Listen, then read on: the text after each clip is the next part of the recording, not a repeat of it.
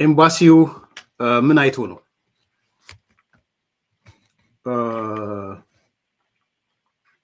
የአሜሪካ ኤምባሲ ወይም የአሜሪካ መንግስት ማለት የአሜሪካ መንግስት በኢትዮጵያ ያለው ኤምባሲ ዛሬ አጭር ማስጠንቀቂያ አውጥቷል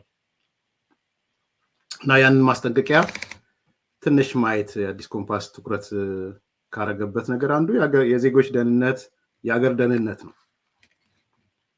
በመሆኑም ኤምባሲው ምን አይቶ ነው የሚል ጥያቄ እንድናነሳ አድርጎናል።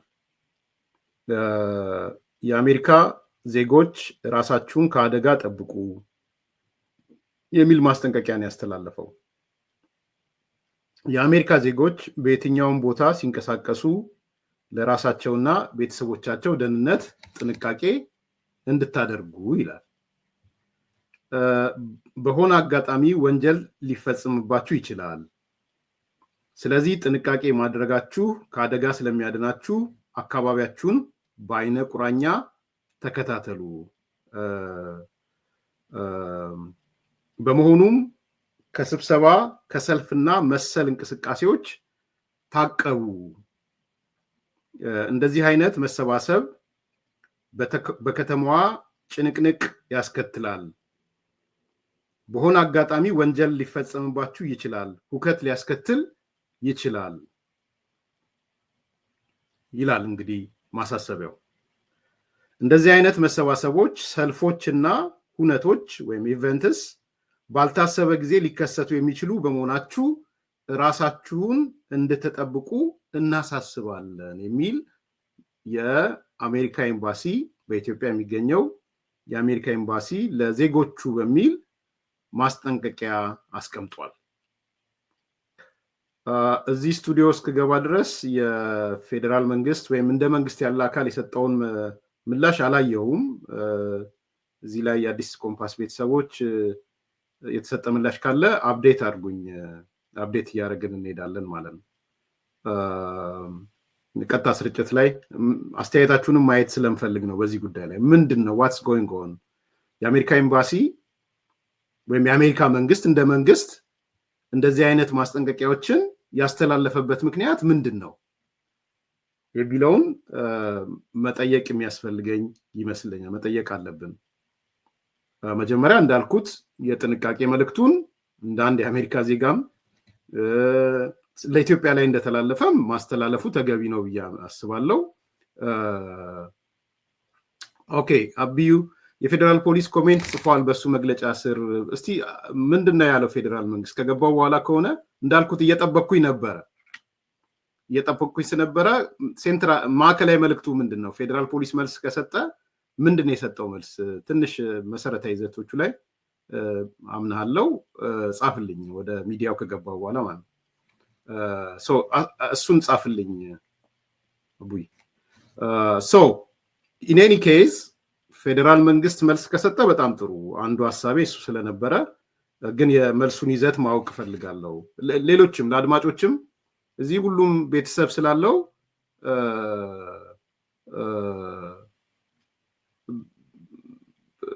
ጥንቃቄ ያስፈልጋል። አዲስ አበባ ከተሞች ላይ ያው እዚህ ብንኖርም ላይፋችን ቤተሰቦቻችን አገር ቤት ነው ያሉት። ሁሉም ሰው አገር ቤት ነው ያለው።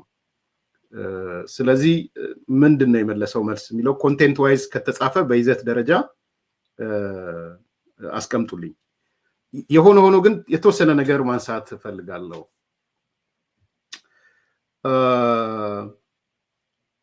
መግለጫው ወይም ማሳሰቢያው ወይም ማስጠንቀቂያው ጥያቄ የሚያስነሳ ነው። አንደኛ የአሜሪካ መንግስት ወይም የአሜሪካ ኤምባሲ ምን አዲስ መረጃዎች ደርሰውት ነው ይህንን የጥንቃቄ መልእክት ማስተላለፍ የተገደደው?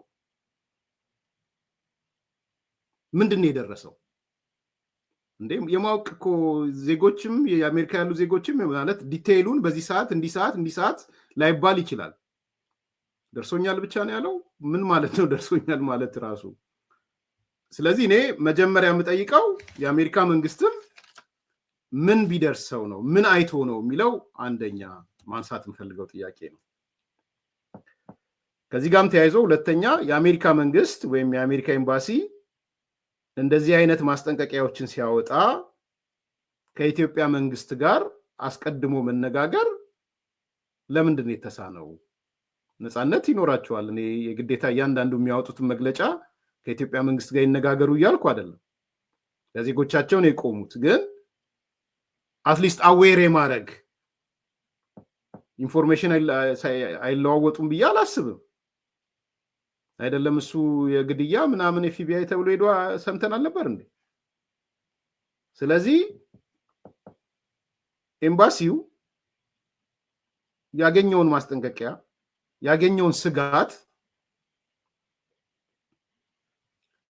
ለኢትዮጵያ መንግስት ለሚመለከታቸው ፌዴራል ፖሊስም ይሁን ደህንነትም ይሁን ሌሎችም አካላት ኢንፎርም አድርጓል ወይ?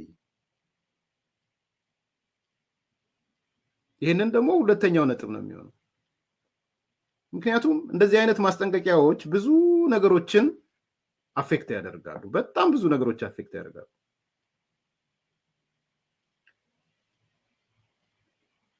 ከአሜሪካ ዜጎች አልፎ የከተማው ነዋሪዎች ጭምር ጭንቀት ውስጥ የሚከት ነው። ይሄ ምን ሊፈጸም ነው የሚል ጭንቀት ውስጥ ይከታል። ምን አይተው ነው አሜሪካ ኤምባሲ ምን አይተው ነው ስብሰባት ቦታዎች ላይ እንትኑ ብሎ አትገናኙ ሲል ምንድን ነው የተመለከተው? ማህበረሰባዊ ጭንቀት የሚፈጥር ነው። የከተማዋን ብሎም የሀገሪቱን የኢኮኖሚ እንቅስቃሴም ከአጭር ጊዜ አኳያም የመግታት እድል የማዳከም እድል አለው። ለምሳሌ የቱሪዝሙን ሊያዳክም ይችላል ከአጭር ጊዜ አኳያ። እንደውም የበዓል የፋሲካ የምናምን እነዚህ ነገሮች አሉ። ከዚህ የሃይማኖታዊ ሰዎች በፋሲካ ምክንያት ወደ ሀገር ቤት የገቡ ብዙ ዜጎች ይኖራሉ ብዬ አስባለሁ። ከውጭም ከአሜሪካ ብቻ ሳይሆን ከዲያስፖራ። ከዛ በፊትም የእስልምና ሃይማኖት ነበረ፣ በዓል ነበረ። እንደውም ሄደው የመጡ ሰዎች አሉ። ስለዚህ የሃይማኖት በዓላት ወቅትም ስለሆነ ብዙ ከኢትዮጵያ ውጭ ያሉ ዜጎች የገቡበት ነው እኔ እስከማስበው። ስለዚህ በግልጽ እንዲህ አይነት ነገር ታይቶናል፣ እንዲህ አይነት ነገር ደርሶናል የሚል ነገር ምንድን ነው የሚል ማንሳት ያስፈልጋል ብዬ አስባለሁ። የከተማው ብሎም የሀገሪቷን ኢኮኖሚ የሀገሪቷን ቱሪዝም ኢቨን ኢንቨስትመንት ኤፍዲአይ እነዚህን የመሳሰሉት አፌክት ሊያደርገው ስለሚችል ምን አይነት የሽብር እንቅስቃሴ ቢታይ ነው የሚል ማንሳት ፈልጋለሁ። ከዛ በተረፈ መሆን ያለበት የሚመስለኝ የአሜሪካ መንግስት የደረሰውን መረጃ ይፋ ያድርግ። እንደ አንድ የዛች ሀገር ጉዳይ እንደሚያገባው ሰው መጠየቅ የምችለው እሱን ነው። የሽብርተኝነት ጥቃት ጥርጣሬም ካለው ዜጎቹን ብቻ ሳይሆን ሀገሪቷንም ያሳውቅ። ኦፍኮርስ ቅድሚያ ትኩረቱ ዜጎቹ ናቸው። ግን የሽብርተኝነት ጥቃት ያሳውቅ። ይሄም በደንብ ማየት ፈልጋለሁ። ማለት በመንግስት ይሄ ደርሶኝ ከዓለም አቀፍ ተቋማት ይሁን ከኤፍቢአይ ይሁን ከሌሎች የስለላ ተቋማት ከምናምን ደርሶኝ የሚለውን ነገር በግልጽ ይንገረን። ይሄ አንደኛው ነው። ሁለተኛ የኢትዮጵያ መንግስት የአሜሪካን ኤምባሲ ማብራሪያ መጠየቅ አለበት ብዬ ነው የማስበው። ኮሚኒኬሽን ጽህፈት ቤት በዚህ ፌዴራል ፖሊስ ብቻ ሳይሆን ኮሚኒኬሽን ጽህፈት ቤትም ኃላፊነት አለበት። ዶክተር ለገሰ ቱሉ ምንድነው እየሰራ ያለው? ስትሰራ ጎሽ ጥሩ ሰርታ እንላለን። እንደዚህ አይነት ጉዳይ ላይ ግን ዜጎችን የሚያስጨንቅ እንዴ! ኤምባሲው አሜሪካ እኮ ነው። የአሜሪካ ኤምባሲ ነው። ትልቅ ዓለም የምትመራ መንግስት ናት ኤምባሲው። ስለዚህ ሴራ ነው ወይ? በትክክል እውነት ነው ወይ? ተንኮል ነው ወይ የሚል ነገር ሊነሳ ይገባል ብዬ አስባለሁ። ስለዚህ የኮሚኒኬሽን ጽህፈት ቤትም የፌዴራል ፖሊስም የደህንነት ጽህፈት ቤቱም ምናልባት የብሔራዊ ደህንነትም እነዚህን ነገሮች ቶሎ ብሎ በአሜሪካ ኤምባሲ የወጣውን ነገር አይተናል፣ የወጣውን ለዜጎቻቸው ያወጡትን ማስጠንቀቂያ አይተናል። በእኛ በኩል በደረሰንም እዚህ አካባቢ ይህ አይነት ስጋቶች አሉ፣ እዚህ አካባቢ ደግሞ ስጋት የለንም። በቃ አለቀ። ኃላፊነትም ትወስዳላችሁ ማለት ነው።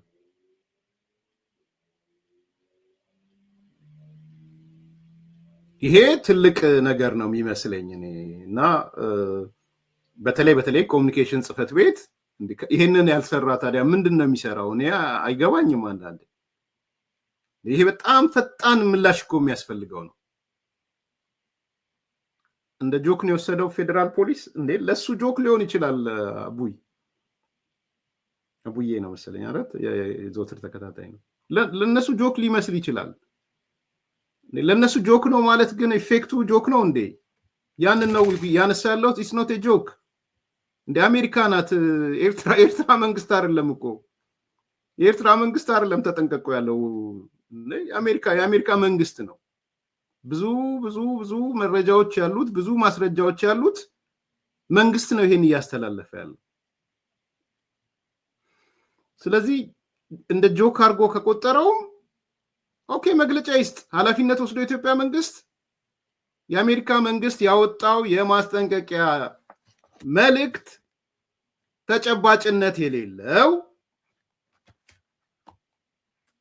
ትክክል ያልሆነ ነገር ነው። ከትላንትና የተለየ ነገር የለም። ይህንን ነው መግለጽ ያለባቸው።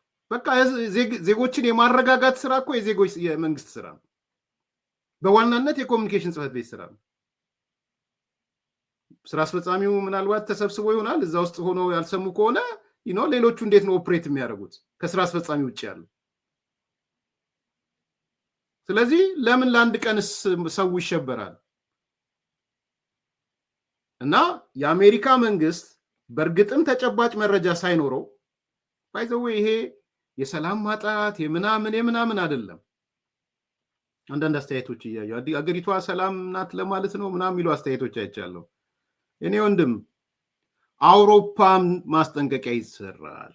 ማታውቁ ከሆነ ደቡብ አፍሪካ ላይም እንዲህ አይነት ቦታዎች ላይ ጥንቃቄ አድርጓ። አሜሪካ ደቡብ አፍሪካ ላይ ማስጠንቀቂያ አውጥታታቅም እንዴ? ፈረንሳይ ላይ ማስጠንቀቂያ አውጥታታቅም እንዴ? አሜሪካን ሀገር ውስጥ ማስጠንቀቂያ አውጥታታቅም እንዴ? ይሄንን ማውጣት የሀገሪቱን አጠቃላይ ስዕል ይገልጻል ማለት አይደለም። ማለት አመለካከታችሁን አስተካክሉ። ሰላም መስላ አገሪቷን ሰላም የመሰለ በሁሉ ቦታ እኮ ነው ችግር ያለው። ችግሮች አሉ፣ ግን እንደዚህ አይነት ማስጠንቀቂያዎች የአንድን ሀገር የሰላም ሁኔታ ይወስናሉ ማለት አይደለም። የአሜሪካ መንግስት አውሮፓ ሀገሮች በርካታ ሀገሮች ላይ ማስጠንቀቂያ ወጥቷል። ደቡብ አፍሪካ ወጥቷል አልኳችሁ፣ ኬንያ ላይ ወጥቷል እኮ። ስለዚህ ወደ ይሄ ቶሎ ፖለቲሳይዝ ወደ ማድረግ ከመሄድ በፊት እኔ የሚታየኝ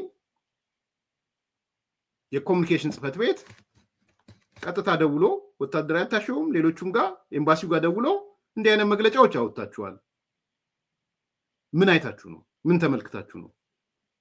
ኢንፎርሜሽን ልውውጥም ከሆነ በውስጥ ለውስጥ ኢንፎርሜሽኑን ተለዋውጠው ለህዝብ ይፋ የሚሆን ነገር ካለ ይሁን።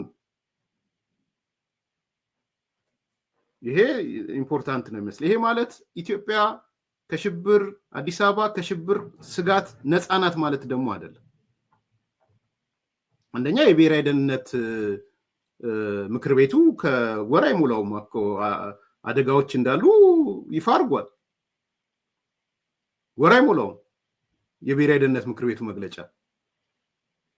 ስለዚህ ከሽብር ስጋት ነፃ አይደለችም። ይሄ እውነት ነው። ሻዕቢያ አይተኛልንም። ይሄም እውነት ነው። በሻዕቢያ ዙሪያ ያሉ ባንዳዎች አይተኙልንም። ይሄም እውነት ነው። እና አንዳርጋቸው ምንድነው እንደ የሚሰሩት? የድሮ የቆየበትን ስራ እኮ ነው የሚሰራው። በአደባባይ እኮ ተናግረዋል። ገዱ አንዳርጋቸው ኦህዴድ ብአዴን ውስጥ እያለ ከምንገለው ሊስት ውስጥ እኮ አንዱ ነበረ ብሎ እኮ የገዳይ ሊስት እንደነበረው እኮ አንዳርጋቸው ነግሮናል እኮ በአደባባይ። ምን ይሄ የሚደበቅ ነው እንዴ? እንዴት ነው ወዲ ሻቢያ እዚህ ቨርጂኒያ ያለው እኮ ከሻቢያ እየተቀበለ ጎንደር ምናምን ላይ እኮ ነዳጅ ዲፖ ምናምን እንዲያቃጥሉ ምናምን ሲያደርጉ ነበር እኮ። ይሄ ውሸት ነው እንዴ? ያደርጋሉ። ስለዚህ የሻቢያ እጅ አለ። የሻቢያ እጅ ባለበት ደግሞ ሽብርተኝነት አለ። ቢኮዝ ሽብርተኛ መንግስት ነው መንግስቱ ራሱ። ሰው ከዛ ነፃ አይደለንም። የግብፅ መንግስት አለ። በኋላ መጣበታለሁ ከግብፅ እና ከጅቡቲ ጋር ተያይዞ ነፃ አይደለንም። ከዛም የሚያስተባብረው ማን እንደሚያስተባብር እያያችሁ ነው። አሁን ደግሞ ተስፋ መቁረጥ ውስጥ ነው ያሰማራችሁ በሙሉ ሲሸነፉባቸው ተስፋ መቁረጥ ውስጥ ገብተዋል።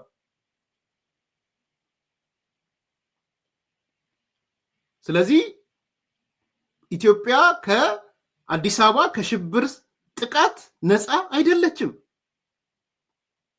አልሻባብ እየተንቀሳቀሰ ነው። አልሻባብ ባለበት የሽብር ጥቃት ስጋት ነፃ አይደለችም ኢትዮጵያ። አዲስ አበባ ነፃ አይደለችም።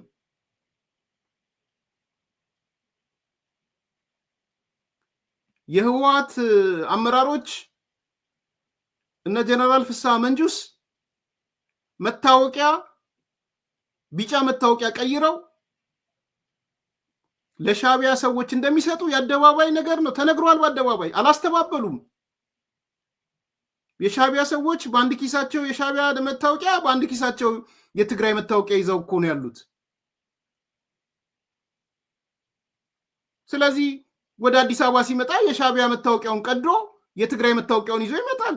በትራንስፖርትም በምንም ይመጣል። አጥንቶ ነው የሚመጣው። የአዲግራት ልጅ ነኝ፣ የምናምን ልጅ ነኝ፣ የመቀሌ ልጅ ነኝ ብሎ ነው የሚመጡት። ቋንቋቸው አንድ አይነት ነው። ዝም ብሎ ነው እንደ ጀነራል ፍስሐ መንጁስ መታወቂያ የሚያድለው? እኔ አይደለሁም። የካቢ እዛ የባለስልጣኖች ናቸው የተናገሩት፣ ኤርሚያስ አይደለም። ስለዚህ በሁሉም መንገድ ኢትዮጵያ ውስጥ የሽብር ጥቃት ስጋት አለ። ነፃ አይደለንም። የአባይ ግድብ በራሱ የሽብር ጥቃት ስጋት ውስጥ ከቶናል። ተነግሯል እኮ በየቦታው ፈንጂ የሚለቀምበት አይደል እንደ የአባይ ግድብ መንገድ በየቦታው። ስለዚህ ኢትዮጵያ ከሽብር ጥቃት ነፃ አይደለችም፣ ልትሆንም አትችልም።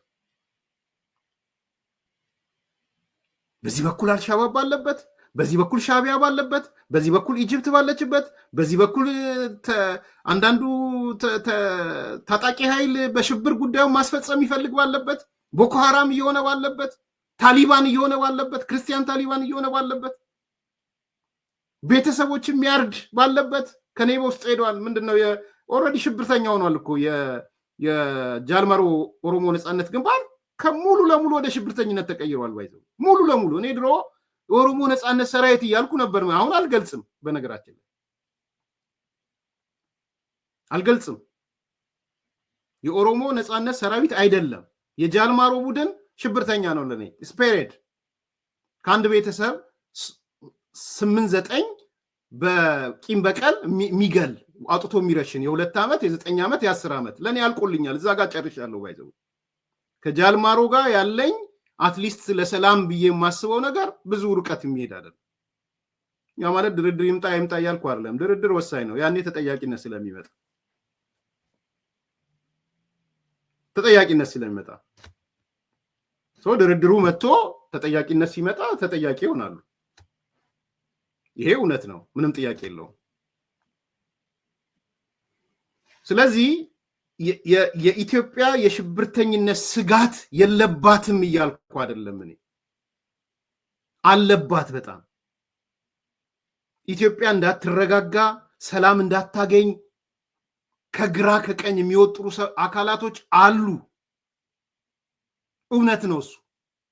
ግን ለአሜሪካ ኤምባሲ ምን የተለየ ነገር ተመለከትክ? ምን የተለየ ነገር አየህ? ለዜጎች ስታስጠነቅቅ አት ዘ ሴም ታይም እኛም ደግሞ ለቤተሰቦቻችን እንጠነቀቃለን። የአሜሪካ ዜጋ ያልሆኑ ቤተሰቦች አሉን። ሰው ምን አዲስ ነገሮች ነው ያየኸው?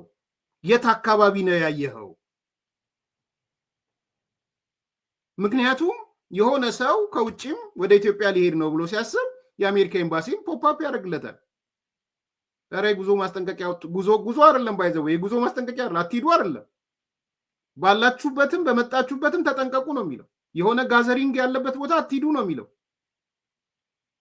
ስለዚህ የአሜሪካ መንግስት ምን አይተህ ነው ይህንን መግለጫ ያወጣው? ፌዴራል መንግስት ደግሞ ኃላፊነት አለበት። በተለይ ኮሚኒኬሽን ጽህፈት ቤት ኃላፊነት አለበት። እኔ ቅድም ብያቸዋለሁ እኮ ኤርትራ ብታወጣ ወይ የሆነ ሀገር ብታወጣ ችግር የለውም። አሜሪካ ነው እየወጣ እኔ አሜሪካ እንደ አገር የኢትዮጵያን ሰላም ማትመኝ አድርጌ አልቆጥራትም። ይሄን የምታውቁት ነው። የድሮም አቋሜን ታውቃላችሁ። ከድሮም ምንም አሜሪካ ላይ ጥያቄ አንስቼ አላውቅም። ለኢትዮጵያ ክፉ የሚያስቡ አሜሪካ ውስጥ አለ ብዬ አላስብም። የኢትዮጵያን ክፉ ነገር የሚመኙ አካላቶች እንደ መንግስት አሉ ብዬ አላምንም። እንደ መንግስት ነው፣ እንደ ግለሰብ ሊኖሩ ይችላሉ። ኢትዮጵያ ቤዚካሊ ስትራቴጂክ ወዳጅ ናት ከአሜሪካ ጋር። ደግሞ መቀጠልም ያለበት እሱ ነው። እዛ ኢምፔሪያሊስት ምናምን እያልክ ያንዳርጋቸው ጎራ ያለ ከሆንክ ያንተ ጉዳይ ነው። እሱ ሰንደቅ ዓላማ ላቃጥል ምናምን የምትል ከሆነ እሱ ያንተ ጉዳይ ነው። ኢትዮጵያን ግን እንደ መንግስትም እንደ ሀገርም ስትራቴጂክ ወዳጅ ናት እንጂ አሜሪካ ስትራቴጂክ ጠላት አይደለችም። በማስጠንቀቂያ የምታወጣ ምን የምትል አገሪቷን ኢኮኖሚ የምታውክ አይደለችም። ስለዚህ እኔ አሁንም ለማሳረግ ምንድነው ያገኛችሁት? ፋይንዲንጋችሁ ምንድነው አሜሪካኖች የሚል ፌዴራል መንግስቱን ማብራሪያ መጠየቅ አለበት። ማብራሪያ ከጠየቀ በኋላ ደግሞ ለኢትዮጵያ ሕዝብ ኃላፊነትም ስላለበት መግለጽ መቻል አለበት።